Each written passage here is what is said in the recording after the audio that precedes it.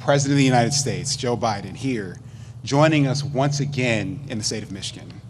And I'm honored to be here to talk about the Build Back Better agenda. This is an agenda that will deliver historic benefits for folks across the country and across the state of Michigan. It's an agenda that will make historic investments in people, in families, and communities, from promoting access to health care, improving public transit, preparing us to respond to climate change, and lifting people out of poverty and moving our state forward. Now, these investments are designed to right the wrongs of a past that was stained by racism, that was littered with inequities that persist to the present. But now, we have a chance to move forward. The investments we make today will meet the challenges that we have in this particular moment and prepare our imaginations to run wild into the future. Now, Governor Whitmer and I are proud to have President Biden's back. Since taking office, we've made progress on the issues that matter most to the people of Michigan. That includes cleaning up drinking water, fixing bridges, connecting people to the internet, creating jobs, and investing in educational opportunities and wraparound services for our young people. And we know that with allies in the White House, like President Biden, like Vice President Harris, we will be able to continue to make Michigan better together.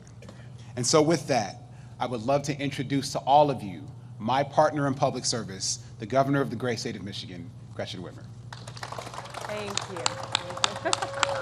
All right, thank you.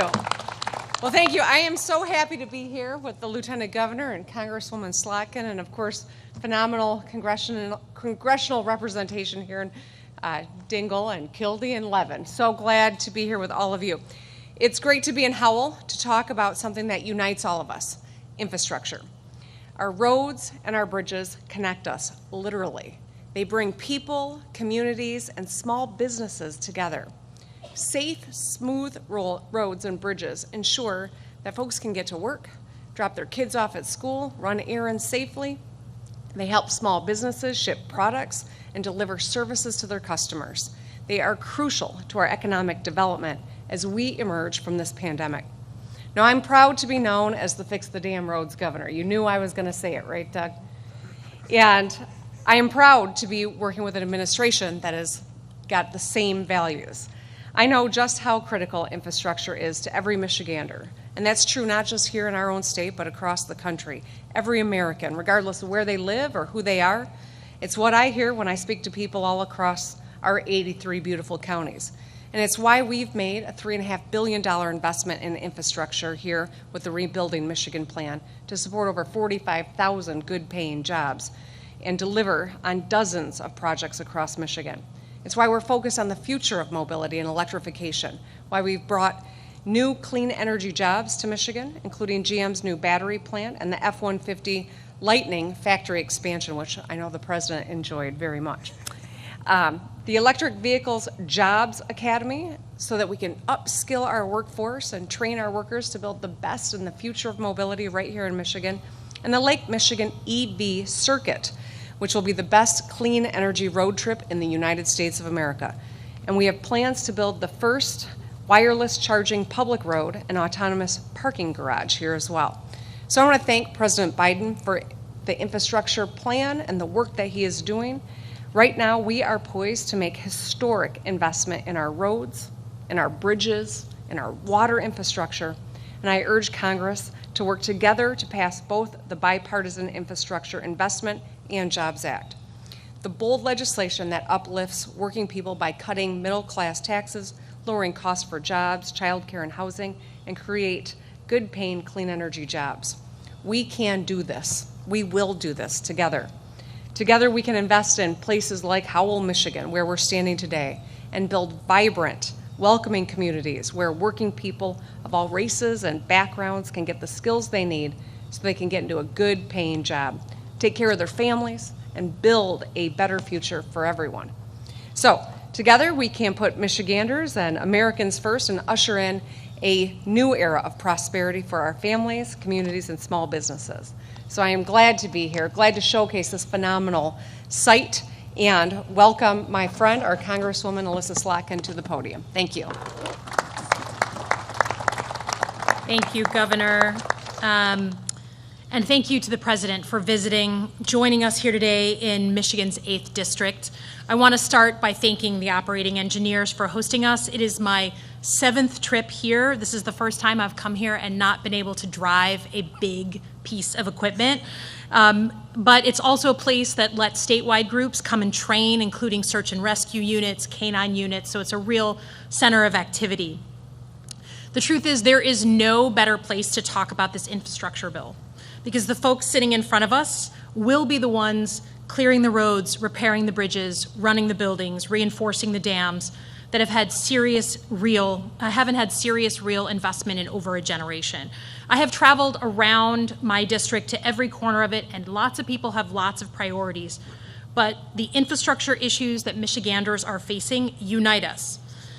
There is no such thing as infrastructure problems in blue areas or red areas. We all need safe roads to drive on, and we have more than 7,300 miles of highway in poor condition. We all need better infrastructure for our water, particularly with all these storms. We all need clean drinking water because of PFAS and lead pipes. We all want our kids and our businesses to be successful in the 21st century, so we need reliable internet.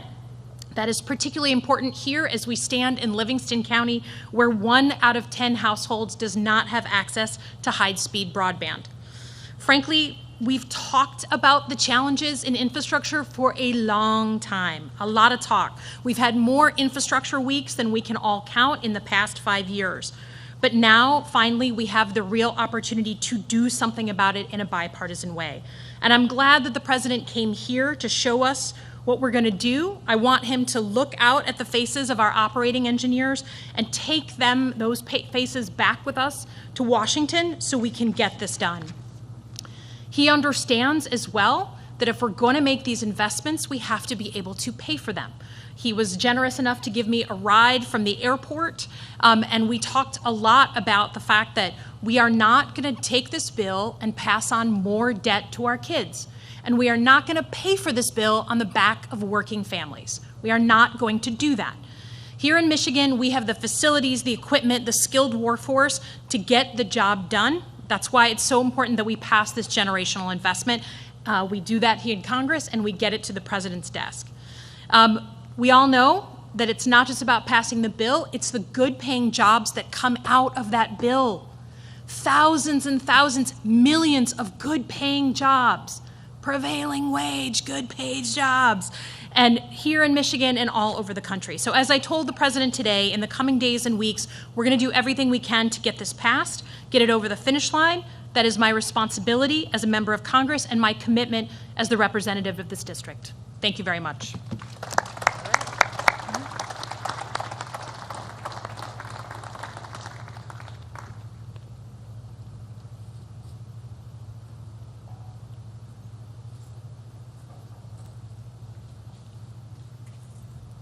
Ladies and gentlemen, please welcome to the stage John Osika, Training Director, Operating Engineers 324, and the President of the United States, Joe Biden.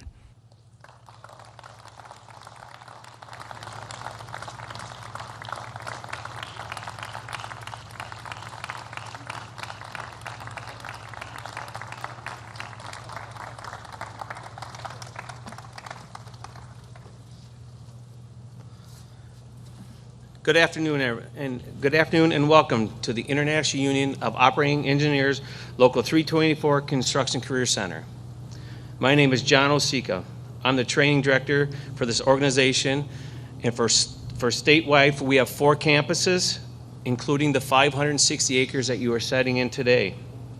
On behalf of Local 324's business manager, Douglas Stockwell, and our membership, I would like to first thank our guests, the media, and of course, President Joe Biden.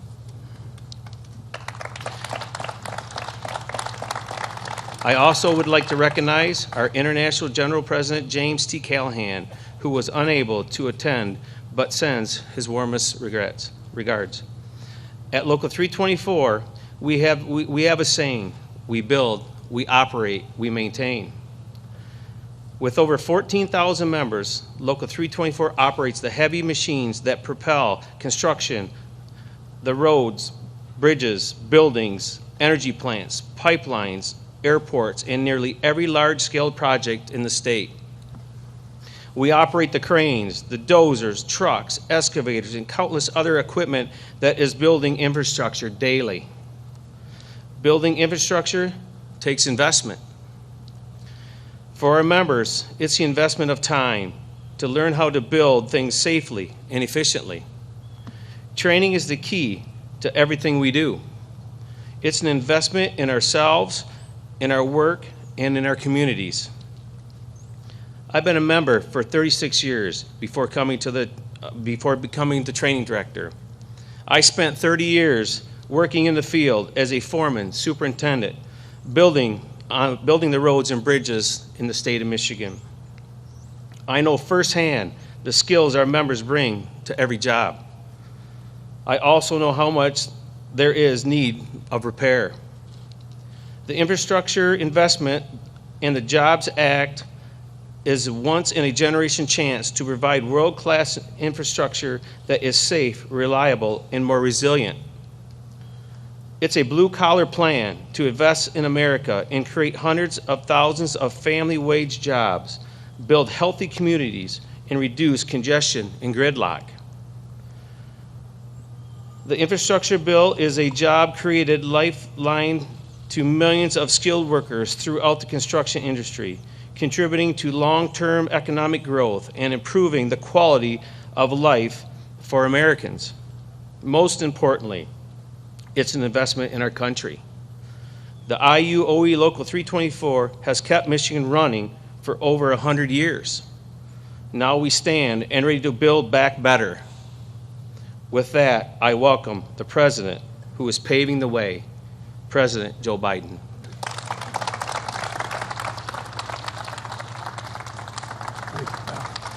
Get your mask. I might need that. Yeah. Hello, Michigan. It's good to be back. It really is. And John, thank you for that introduction. The truth of the matter is, there's a reason why the American labor movement across the board has the single best workers in the world, because you're the best trained. I wish the American people understood how much serious training goes into being a union worker. I really mean it. You're the best in the world. I was kidding. Someone said to me earlier that I said, I'm a union president. I'm a president who supports unions, not labor, unions. And someone pointed out to me that I allegedly have used the word union as president more than the last 7 presidents combined. You built the country. No, not a joke. You built the country. And it's great to be here with several excellent members of Congress. Lisa Slotkin, Alyssa, you don't want to screw around with her. She's an intelligence officer as well, so she's forgotten more than most of you know. But thanks for riding out with me, and thanks for the advice you've given me, and I mean that sincerely, and how we're going to make sure that everything we do here is paid for, and not a single penny raised in taxes of anybody making under 400 grand. And Debbie, you're the best in the world. You and John have been so friends of mine. You've been for so long. You've stepped in and taken over in a way that I think has had to be both emotionally difficult, but you've done an incredible job. And I consider you one of my great friends. Thank you. And Dan, you're okay, Dan. No, you ain't quite like the woman sitting next to you, but all kidding aside. Dan, you've done a great deal. I mean, I really mean it. You're always there for everything that's important to your constituents, and you understand what I'm going to talk about a little bit later. The way we built this country is from the bottom up and the middle out, not from the top down, and you get it. And Andy, as my dad would say, you got good blood, kid. And thank you for what you're doing. Thank you for stepping in, and thank you for the great job you do. Michigan, I also have, it's also fortunate to have an outstanding United States senators who are doing what they're supposed to do. They're in Washington because the Senate's in. Debbie and Gary are in Washington now, and to cast some really important votes to keep things moving. And of course, it's great to be here with my friend. We've become friends, an outstanding governor, one of the best governors in the United States of America, and her lieutenant governor who covers her in every way, both in terms of physically and mentally and every other way. And thank you for all you did to help me get elected. I really mean it. Thank you, thank you, thank you. Look, I know there's a lot of noise in Washington, there always is, but it seems to me a little more than usual now. A whole lot of hyperbole, a lot of heat, and I'm here today to try to set some things straight if I can. I want to talk about what's fundamentally at stake for our country now, at this moment. I know it's an overused phrase, but I've been using it a lot. We're at an inflection point. Anywhere from 40 to 80 years in America, there's an inflection point. We have to choose what direction we're going to go, what we're going to do, not Democrat, Republican, but who we're going to be. For a long time, America set the pace across the entire globe. For the better part of the 20th century, we led the world by a significant margin in investments in ourselves, in our people, in our country. We invested in our infrastructure, in our roads, highways, bridges, ports, airports, and the arteries of the nation that allow commerce to function smoothly and swiftly and allow us to generate significant income. We've invested in our people in opportunity. We're among the first to provide access, for example, to free education. It's the reason why in the 20th century we began to take off. It was back in the late 1890s.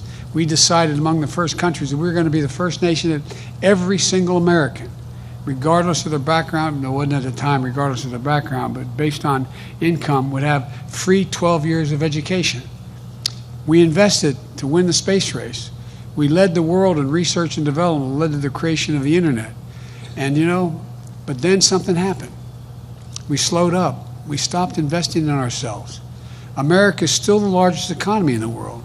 We still have the most productive workers and the most innovative minds in the world. But we risk losing our edge as a nation. Our infrastructure used to be the best in the world, literally, not figuratively. Today, according to the World Economic Forum, we rank 13th. Our infrastructure, 12 nations have a better infrastructure than we do, which means they can move product, they can do so many things better than we can do it. We're among the first in the world to guarantee access to universal education. Now, the Organization of Economic Cooperation and Development ranks America 35th out of 37 major countries when it comes to investing in early childhood education as a percent of GDP. Think of that. Think of that. Of all the industrial nations in the world, the instinct Americans would say, if you asked them 25 years ago, would say we're number one. We are not. There's only 2 industrial nations that are lower than us.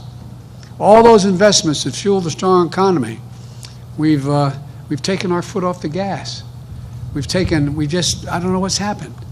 The world has taken notice, by the way, including our adversaries. And now they're closing the gap in a big way. So it's essential that we regain our momentum that we've lost and the work of our time, it seems to me, those of us who hold public office, is to prepare ourselves to be more competitive and to win the fast-changing 21st century in the global economy. Things are changing incredibly quickly. That's why I propose 2 critical pieces of legislation being debated back in Washington right now. The first, a bill to invest in our physical infrastructure. And the second is a bill to invest in our human infrastructure.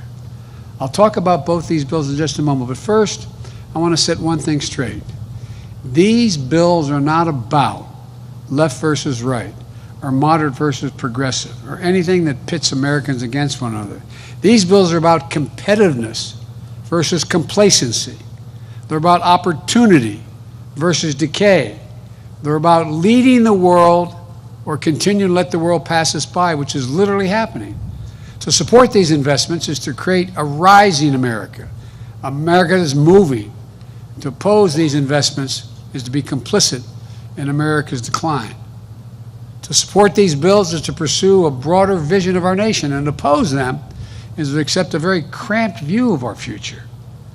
This isn't about 2 pieces of legislation. It's about the inflection point I mentioned earlier we are in our history, the world history. So, here's what I'm proposing. First, the infrastructure bill. It's about rebuilding our roads, our highways, our bridges, our ports, our airports, our broadband, all the things that need repair. Our arteries of our economy have always been fueled by the economic might and dynamism of Americans. Across the country right now, 45,000 bridges and 173,000 miles of roads, according to the Society of Engineers, are in poor condition. Right now, including more than 1,200 bridges as the governor's been fighting to repair here in your state, 7,300 miles of roads here in Michigan. I'll bet everyone in this room can tell me what the most dangerous intersection in this town or any town they live in and where it is. That you hold your breath when you're driving over trying to cross the street. Not a joke. Working with the governor and members of the Congress here, we're going to put hardworking Americans like the operating engineers here in Howell on the job to bring back our infrastructure and bring it up to speed. Good union jobs, not $12, $15, $18, prevailing wage jobs. Wage that give you dignity, that you can raise a family on, that you can hold your head up. This is a blue-collar blueprint for how we restore America's pride. And these are jobs that can't be outsourced. We're going to put plumbers and pipe fitters to work, replacing lead pipes in America, so families and children can drink clean water. 400,000 schools. I mean, it's not just our homes, it's across the country. We're going to put line workers and electricians to work laying thousands of miles of transmission lines and to build a modern infrastructure and energy grid. We're going to make high-speed internet affordable and available to everywhere in America. We're talking about on the way over with Alyssa, that how short the number of people have access to the internet here because of the lack of investment. We're going to make the largest investment in public transit in American history. And we're going to make the most important investment in our rail system since the creation of Amtrak 50 years ago. And let me tell you, our competitors aren't hanging around and waiting to see what we're going to do. They've been pouring billions of dollars into infrastructure and into this training their people for years now. Take China, for example. Now, I've been clear that China uses unfair coercive practices to get ahead of their competitors, but that's not the whole of the story. They also invest in themselves. In recent years, China has spent around 3 times as much on infrastructure as a share of their economy than we have. 3 times. And they're not slowing down. Yesterday, my U.S. trade representative delivered an important speech on our competition with China. She pointed out that China made a major investment in steel plants beginning about 20 years ago. In the last 20 years, half of American steel companies have been shuttered. We went from 100 U.S. steel companies to 51. And employment in the American steel industry dropped by 40% since the year 2000. China now produces more steel in 1 month than America does in an entire year. You can see it in the sector after sector. Other countries are speeding up and America's falling behind. We've got to reset the pace again. We've got to set a different pace. For example, here in Michigan, we need to make sure that American auto workers lead the world in electric vehicles. And some of you came to the White House when I had the chairman of the board of General Motors, Chrysler, and General Motors, Chrysler, and Ford. You know, and what did they decide to do? They decided they're going to lead the world and they're going to build more of the electric vehicles than any other country. But guess what? China's not waiting around. They manufacture more than twice as many electric vehicles as we have over the last decade. They control more than 75% of the battery market. And they're poised to invest another $14 billion in charging capacity now in their country. Back in May, I had the chance to tour Ford's new state-of-the-art facility in Dearborn, where union workers are building the first ever all-electric Ford F-150. I got to drive that sucker. It's quick, 0 to 60 in 4.1 seconds. And it's a big boy. It's a big one. Months later, I hosted the big 3 automakers at the White House, where the Ford 150 was joined by the GMC Hummer and the Jeep Wagoneer, all going electric, all in partnership with the UAW. The whole world knows that the future of the auto industry is electric. We need to make sure America builds that future instead of falling behind. We should build those vehicles and the batteries to get them here in the United States of America. That's what we should build here in the state of Michigan. I want those jobs, and no, I really mean it. I want those jobs here in Michigan, not halfway around the globe. That's what my plan will do. The infrastructure bill will put in motion the union workers on the job installing national network of hundreds of thousands of charging stations along our roads and highways and communities, over 500,000 of them. And by the way, parenthetically, when you build a charging station, it's like back in the day when my grandpa worked for the American Oil Company back in the turn of in the 1920 in that area. They went from state to state convincing people that they allow them to put 20,000 gallons of gasoline under the ground. They didn't want them around. But guess what happened? Everything builds up around them. You put these charging stations along there, how are you going to see a significant economic development go well beyond the charging station? And the Build Back Better plan will boost our manufacturing capacity, investing in new and retool facilities that employ American workers with good wages and benefits. That includes grants to kickstart new battery and parts productions.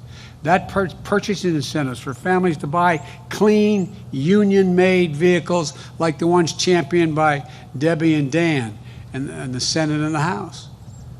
And loans and tax credits to boost clean vehicle manufacturing. Look, these are the kinds of investments that get America back in the game and give our workers a chance. My plan also makes historic investments in clean energy, including tax credits, to help people do things like weatherize their homes, install solar panels, develop clean energy products, to help businesses produce more clean energy. All told, this project will save literally hundreds of millions of barrels of oil on a yearly basis. Not a joke. These credits, those credits could cut the cost of installing the rooftop solar by about 30%, helping families cut their utility bills and helping the country cut its emissions. My infrastructure bill will put Americans to work in long overdue national environmental cleanups. I want a Job Corps, just like Roosevelt had a Job Corps, but an environmental Job Corps of over 1.6 million people. That means good jobs at prevailing wages, capping hundreds of thousands of abandoned oil wells. You know, we have thousands and thousands of abandoned oil wells and gas wells and methane leaks. Well, guess what? The miners and the people who dug those wells, they'll get paid the same amount of money to cap them now. It's going to help us meet the moment of the climate crisis and do away with, it's going to create good jobs, make us more economically competitive. Folks, here in Michigan, you all know the cost of extreme weather. All remember the flooding this summer that shut down parts of I-96, the power outages and the tornado warnings. They're costing your state billions of dollars. Nationally, last year, because of extreme weather, cost America $99 billion. 99 billion taxpayers' dollars. I went all over the country. I went out west to the fires. More is burned down in the Northwest than the entire state of New Jersey. That's how much we've lost. You see what's happened with the droughts that are out there. You see reservoirs that are down 30, 40, 50 feet. You're worried about the cooling down. You're worried about whether you're going to have what the Colorado River is going to do. This is a big deal. This is gigantic. And we're not going to ease up. We're not going to ease up in any of this. We have to invest in resilience. Resilience.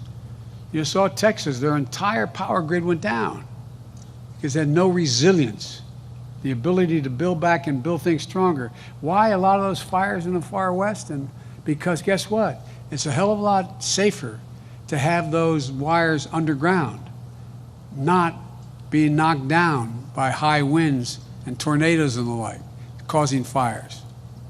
Look, we haven't passed a major infrastructure bill for decades in this country. It used to be a normal thing to do. It used to be a bipartisan thing to do. If we get this done, we're going to breathe new life into our economy and our workers, and we're going to breathe cleaner air. Economists left, right, and center agree. Early this year, Wall Street, not some liberal think tank, Wall Street and a Wall Street outfit called Moody's projected that the investments in these bills could help our economy create an additional 2 million jobs per year, every year, 2 million per year. That's going to be transformative. And here's the deal. The jobs in my plan are people who often felt left behind and were left behind, left out. 90% of the jobs in this bill, these bills, in my infrastructure plan, don't require a 4-year college degree. We need to get this done. But it isn't enough just to invest in our physical infrastructure. We're going to lead the world like we used to. If we're going to do that, we have to also invest in our people, like you do right here in training, this training facility. That's why my second bill, the Build Back Better plan, that's what it does. Take education, for example. When America said everyone is entitled to 12 years of free public education, universal, a century ago, it gave us the best educated, best prepared workforce in the world. That was one of the reasons why America began to grow so rapidly. It's a big part of why we led the world the bulk of the 20th century. But guess what? If we're going to put together a committee today, like they did in 1898, I think it was, and we were going to invent a public education system, is there any chance we'd say that we thought 12 years was enough in the 21st century? Just 12 years? I don't think so.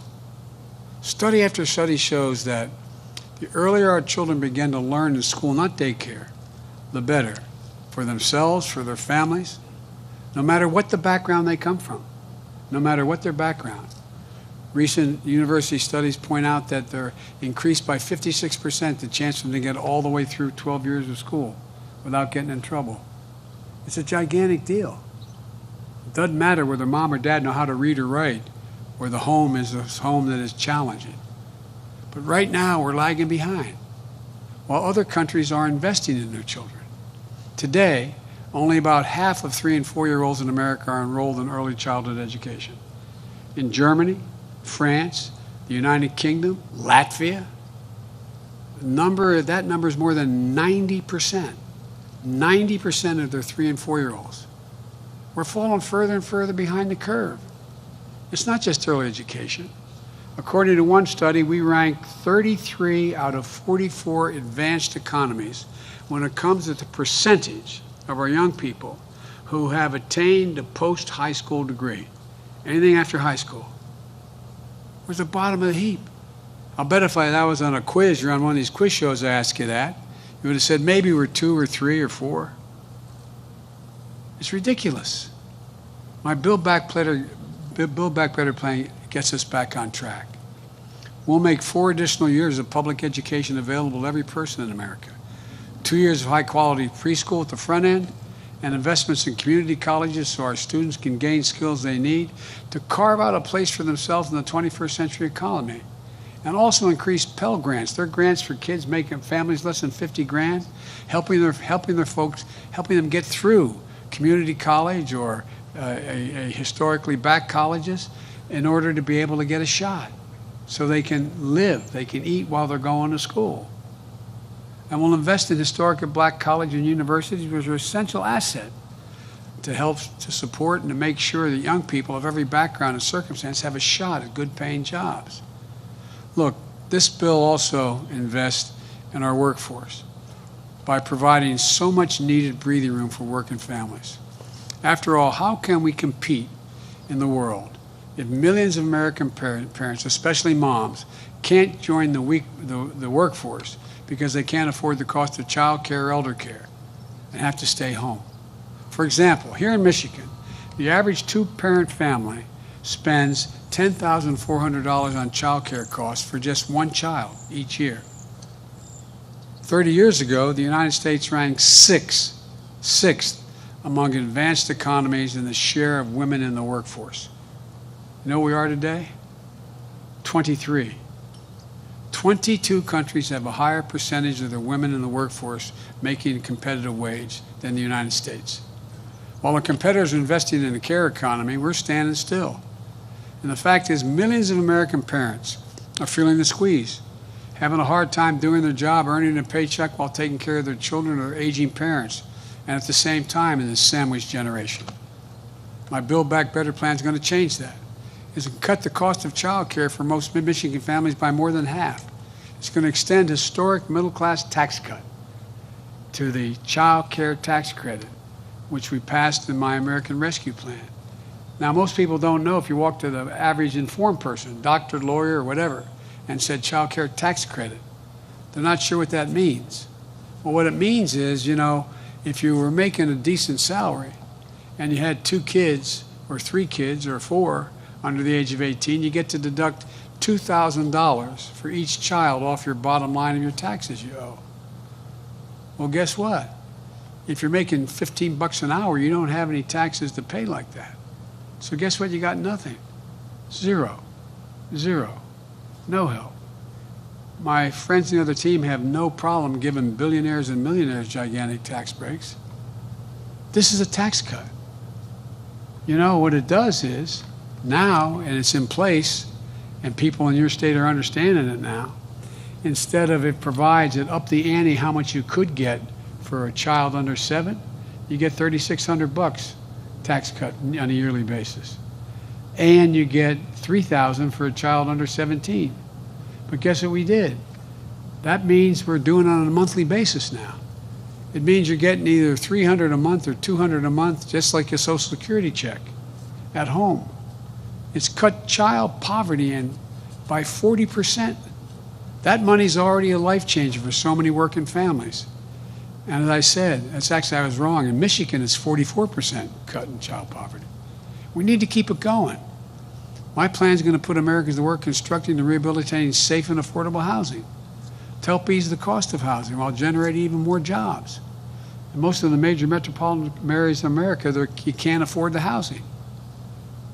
And it helps to meet the moment on climate change as well. We're setting the course for America to achieve 50 to 52% reduction in greenhouse gas emissions by 2030, for us to reach net zero emissions by 2050. This bill helps us get there in a way that creates good jobs, makes us global leaders of fast-growing clean energy industries, like electric vehicles, solar and wind power, battery power. The bottom line is this: when we give working families a break, we're not just raising their quality of life, we're putting parents in a position to earn a paycheck. We're also positioning our country to compete in the world. That's what these bills are all about. If you want proof, just come to this training facility. This is where hard-working folks come to learn how to operate road graders and so much more. Where workers use virtual reality to master operating a crane. They learn how to deal with drones, to look underneath bridges and so on. Where young people in Michigan show up and emerge as expert technicians, engineers, heavy equipment operators. They leave here with a shot at something great, a union job with good wages and benefits that allow them to maintain their dignity and their pride. It's a ticket to the middle class. This is where the economy starts, with you, your skills, your dreams, and your limitless potential. The only thing we've been missing is the will from Washington to finally build an economy around you, an economy that gives you and your family a fighting chance to get ahead, gives our country a fighting chance to compete with the rest of the world. We can't get here thinking small.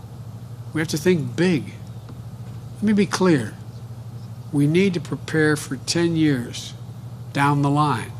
That's what these bills do. Both these bills spend out over 10 years, not in the first year. So if you take the infrastructure bill, folks, it's described as a $1.2 trillion bill. What that means is that of all those investments in road, bridges, high-speed internet, water, everything else, all of it would be less than 0.5% of our economy each year. And it's all paid for. And they don't increase the debt because they're paid for by asking the very wealthy to begin their pay their fair share. As a matter of fact, a significant portion of this plan cuts taxes for working people. And best of all, the cost of these bills in terms of adding to the deficit is zero. Zero. Zero. And I made a commitment when I wrote these when I was running. No one making under $400,000 a year will see a penny in their taxes go up.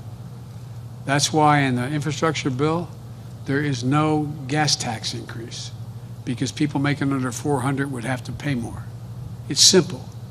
You're working here at this facility, your spouse is a teacher or a firefighter. There's no reason why, combined, why millionaires and billionaires in this country should be paying at a lower tax rate than you do. Hear me again now.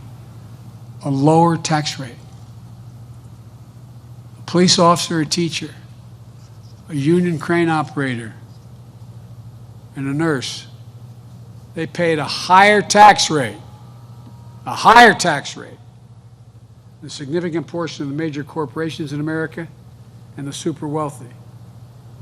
Look, it isn't right. Isn't it right that 55 of the largest corporations in America in this country, and I come from the corporate capital of the world, more corporations are incorporated in the state of Delaware than every other state combined.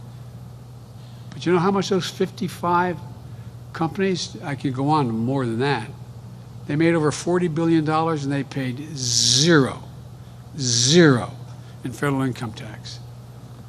Since the pandemic began, the number of billionaires, and I forget the exact number there are in America, have seen their wealth go up collectively by $1 trillion. $1 trillion. Isn't fair. It needs to change. Look, working folks understand that. That's why, despite the attacks and misinformation, my plan has overwhelming support in the polling data from the American people. They understand what's at stake.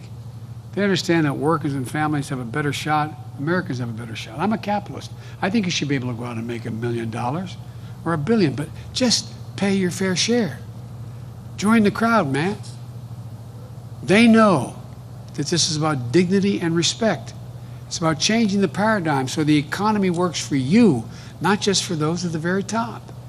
It's about building this economy from the bottom up and the middle out. That's what I've done my entire career. That's why I ran for president. As I said, I'm a capitalist. I think you should be able to make a lot of money in America, but just pay your fair share. Pay your fair share. I took this agenda to the country. They said it was time to build an economy that looks out from Scranton, Pennsylvania, where I grew up as a kid, instead of looking down from Wall Street. An economy that looks out from Howell, Michigan, and towns like it all over America, that brings people from every race, background, religion into the game. That's what, and notwithstanding some of the signs that I saw come, that's why 81 million Americans voted for me. The largest number of votes in American history. A clear majority were supported when they supported me. Look, it's now time to deliver. Let me close with this. The world's watching, not a joke. The autocrats of the world believe the world is moving so rapidly that democracies can't generate consensus quickly enough to bring their people together to get things done. They think democracy is not a joke. In my meetings with Putin, in my meetings with Xi Jinping and other leaders, they truly believe that we can't compete in the 21st century because things are moving so fast, democracies take so much time, that they are so divided that they can't get together in time to act. They believe they believe they'll win the day, and they can dictate their way forward and leave us behind. They're betting, not a joke. They're betting for the first time we won't respond to this inflection point in history, that we'll fail to rise to the occasion. But you've heard me say it a lot of times. It's never, ever been a good bet to bet against the American people. Never. Look, just look back a little ways. After World War II, the United States did what we're trying to do now, invested in the American people to lead the world. At the time, presidents and Congress of both parties and Americans of all political views stepped up. I'm not being sentimental here. There was racial discrimination was a fact of life. We know how deep-rooted racism is in this country. We saw the Klan marching here in Howell generations ago, and again in recent years. It's a never-ending battle, but Think about what also unfolded in these critical decades. Great protest movement, some of the nation fulfilled its promise of equity. The GI Bill sent millions of veterans to college. The federal government helped make home ownership possible because it's the vehicle by which people can generate wealth. Most of us who come from lower and middle class backgrounds, that's how our parents are able to generate any wealth, the investments in our home. For those who could previously only dream of having a house to call their own. We invested in the interstate highway system, propelling our economy into the future. We invested in the space race, which led to huge strides in technology. We invested in something called DARPA, a program within the federal government that helped create the internet. Folks, we need to step up again. But the challenge of today is one of economic competition. Let's learn from that history. Not because it was perfect, because Americans then did what we must do now. Invest in ourselves to show the world that American democracy works. And that given half a chance, there's nothing, not a single thing, we can't achieve when we do it together. I know we can do this. I'm positive we can. I've never been more optimistic about this country than I am right now. We're going to restore faith, pride, and dignity, the future of this country. And we're going to pass both of these bills and start building this economy to beat the competition and deliver for working families. Thank you. May God bless you. May God protect our troops. Let's get this done. Thank you.